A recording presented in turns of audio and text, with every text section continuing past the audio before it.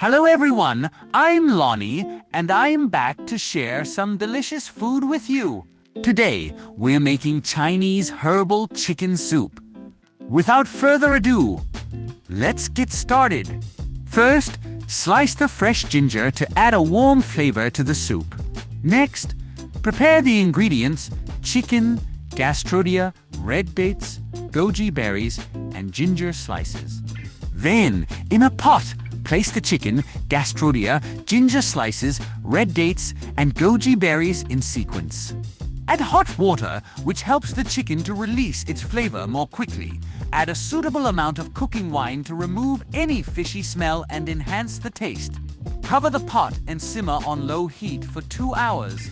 After the long simmer, the Gastrodia chicken soup becomes rich and flavorful. The chicken is tender and tasty, and the unique flavor of the Gastrodia blends perfectly with the sweetness of the red dates and goji berries. This soup is nutritious and has health benefits, making it an excellent choice for family meals.